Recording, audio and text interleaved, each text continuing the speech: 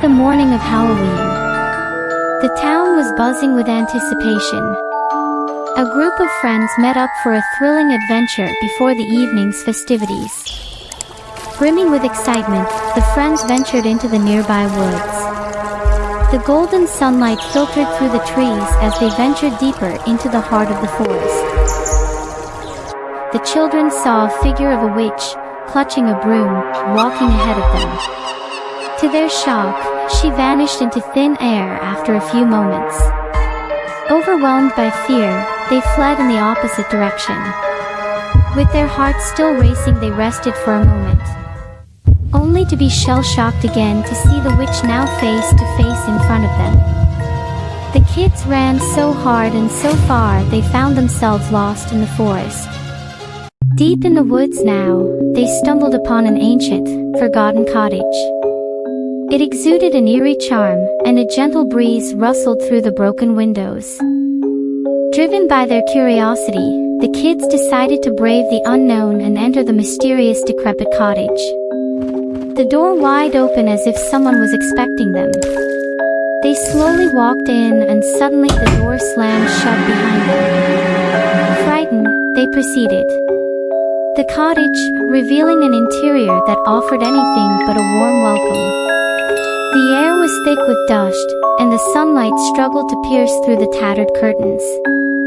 The room was a veritable museum of peculiar, old trinkets and tarnished ornaments, alongside faded paintings that looked as though they'd borne witness to centuries of secrets. As they ventured deeper into the cottage, they stumbled upon a collection of ancient, dusty grimoires and other magic spell books, their pages filled with faded incantations and cryptic illustrations. The books seemed to whisper long-forgotten magic as the kids carefully examined them. The kids exchanged awestruck glances as they realized they had stumbled upon a treasure trove of ancient magic and secrets hidden within the eerie cottage. Lily was drawn to a particular page in the ancient magic spell book. Her fingers traced the faded letters of an incantation, and she read the spell aloud. A big puff of smoke swirled around the room, revealing two sinister figures with wicked grins. In an instant, the room and the entire cottage transformed, shedding dust and decay, regaining its former grandeur. The creepy cottage was no more. It had returned to its original, fancy state. The witches, with an ice-cold, almost frozen facial expression, thanked Lily for setting them free. But as the kids tried to flee, the witches cast a spell, turning Ethan into a mouse and Jamal into a pumpkin. Lily, panicked but determined, fought off the disorientation caused by the spell and fled into the woods, leaving her transformed friends behind. Lily, still dazed by the spell, stumbled upon a log cabin in the woods. In front of the cabin stood the estranged sister witch, the very one she had encountered earlier. The witch told Lily not to be afraid and that she wanted to help her along with her friends. The witch handed Lily a potion. "It will reverse the curses on your friends," said the mysterious witch.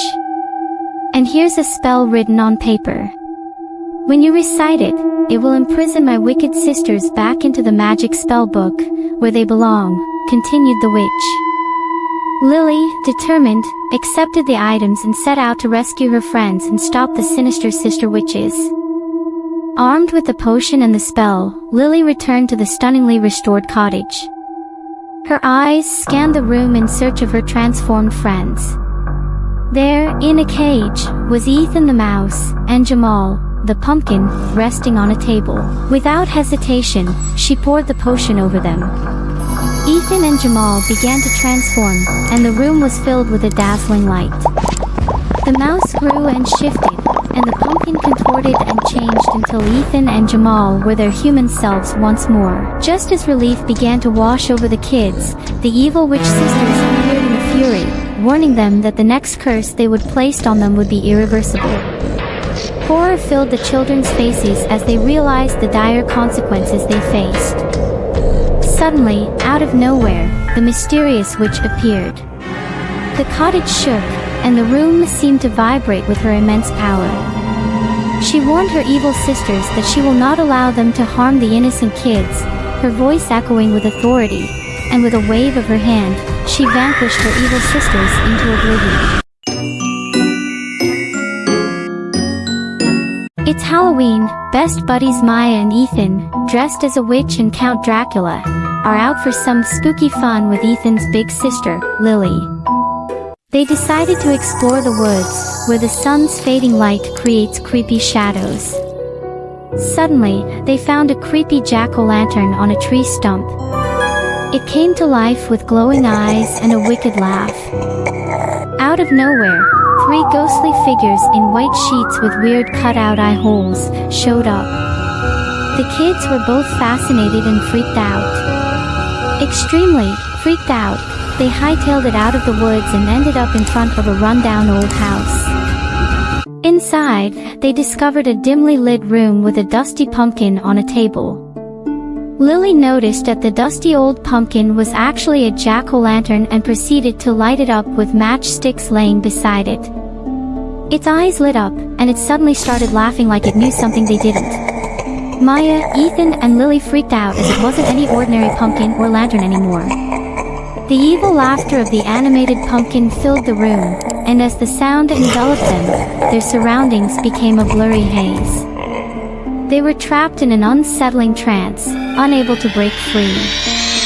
The very room began to change, its walls closing in on them. The windows became barred, and the doors seemed to fuse shut, sealing them in a nightmarish prison.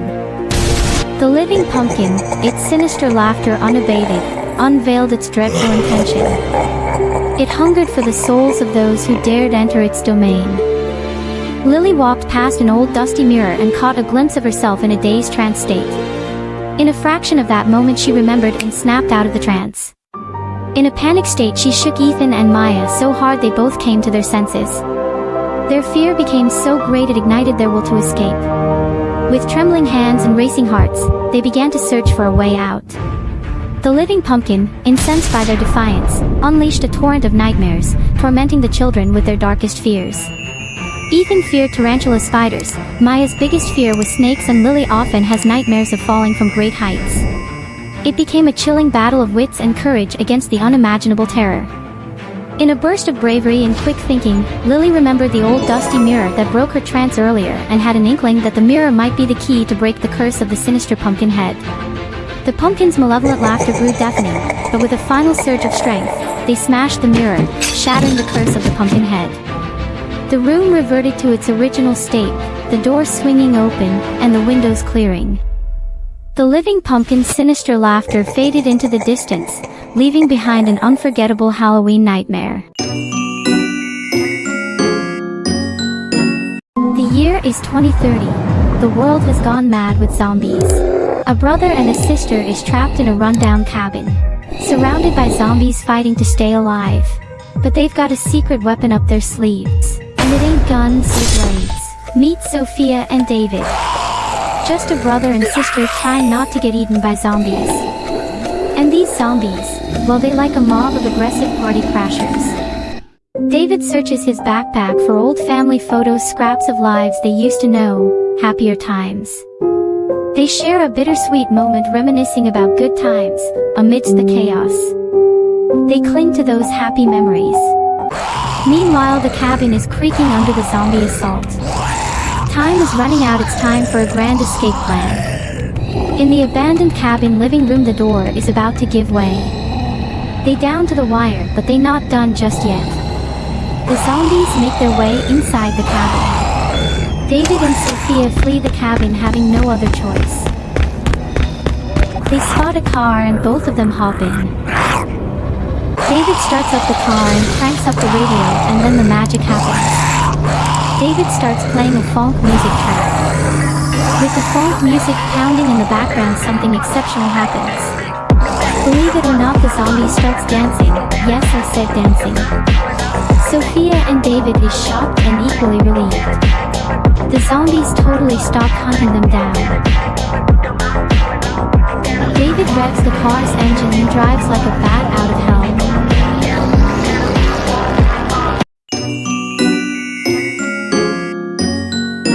Meet Alex and Emily.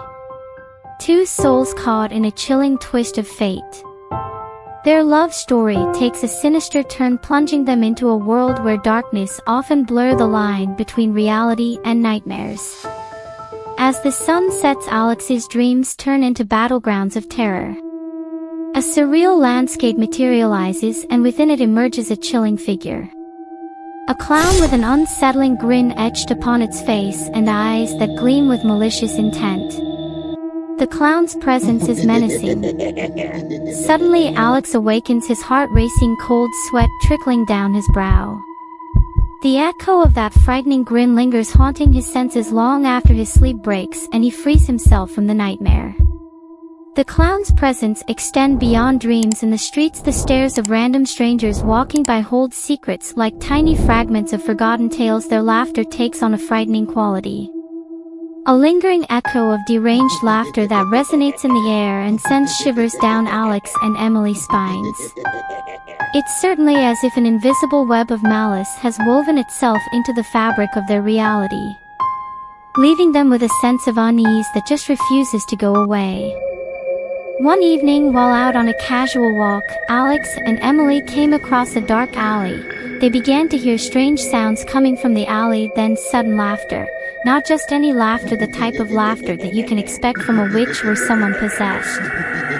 Alex and Emily looked quickly at each other. The urgency in their eyes mirrored the absolute fear that ran through their veins. They sped up their pace, their footsteps echoing alongside those haunting sounds. As they turned the corner, leaving the alley behind, their heartbeats gradually slowed, but the memory of the evil laughter lingers. A reminder that they are being watched. Back home, they try to unwind, but things get even worse. Shadows in their apartment that used to stay put aside to move around like they are driven by something unseen. Everyday objects like chairs and items on shelves start moving as if they've developed a will of their own. The air feels heavy, like a storm is about to break, but what's coming? It's as if the room itself is holding its breath, bracing for a chilly revelation that will send shivers down your spine. On their screen, things turn unsettling. Out of the blue, cryptic messages start appearing, playing tricks with their minds. Deep-seated fears rise up, sending shivers down their spines, and then, as if the nightmare's coming alive, the clown's face pop onto the screen. That frightening grin piercing through. Fears that was once buried now claw their way back to the surface, and there's no escape from the suffocating grip of this endless nightmare. Desperation drives them to dig deep. Alex and Emily go on a research frenzy, determined to uncover any hint, any shred of information that could shed light on the clown's sinister presence. Hours turn into days as they sift through forgotten tales, ancient myths, and chilling urban legends. Their journey becomes a quest for answers, a relentless pursuit of understanding the dark force that has intertwined itself with their lives. In their search, they unearth stories of darkness and hostility, and as they piece together the puzzle, they begin to realize that their situation is not the first as this happened before. Driven by their research and mentions online of a clown-like figure spotted at this exact location, Alex and Emily descended upon the abandoned building hidden deep in the city. Stories of disappearances and a lingering darkness surrounded it. Intrigued and fearful, they went inside, their flashlight beams revealing a maze of creepy hallways and forgotten rooms. Every creak seemed to speak of its haunting past. As they explored, they began to realize their grave situation. They knew this was where they would confront the clown, the embodiment of their fears in the decaying building's heart. Their determination will be tested. The building itself seemed alive with an unsettling energy, a reminder that the past echoes could still shape their destiny. Inside the abandoned building, the atmosphere is thick with a sense of anxiety. Every creaking floorboard and every flickering light contributes to an ambience that's both suffocating and electrifying. In this sinister setting, Alex and Emily come face to face with the very manifestation of their nightmares, the clown.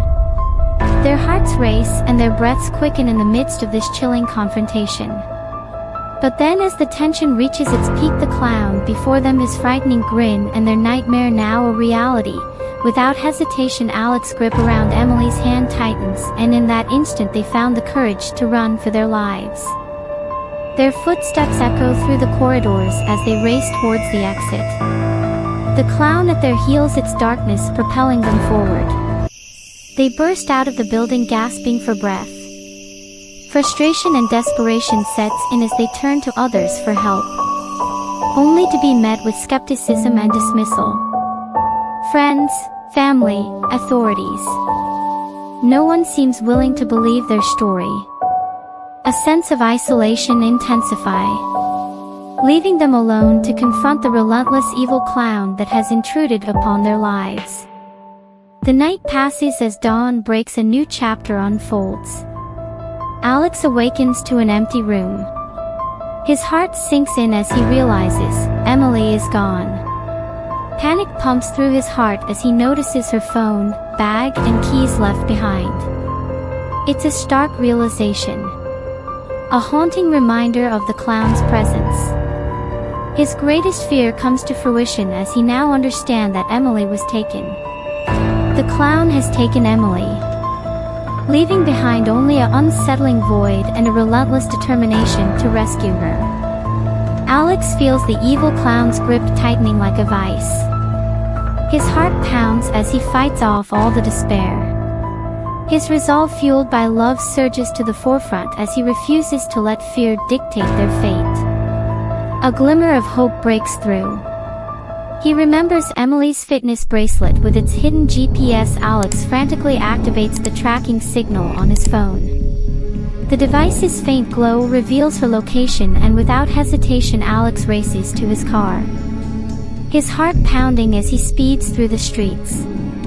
The signal leads him into isolated outer parts of the city, winding through dense forest and rough terrain. The minutes feels like hours, the sun beginning to slowly set. Alex's grip on the steering wheel tightens as the signal draws him closer. His thoughts consumed by saving Emily from the nightmare that has turned their life into a living hell. Finally, just before nightfall, the signal guides him into an isolated old shed hidden within the forest. The air grows colder, a sense of apprehension hangs heavy in the air. Ignoring the persistent fear, Alex approaches the dilapidated structure. It is here, in this forgotten corner of the world, that he is willing to lay down his life to save Emily from this evil clown. The clown is now aware that Alex is approaching the shed and gets ready to meet him. As Alex is about to enter the shed, the clown lunges at Alex with an axe poised for a fatal blow. Time suddenly slows, the air charged with an electric energy. Alex raises his weapon, a gunshot shatters the silence. The clown falls defeated mere moments before the axe could inflict any harm.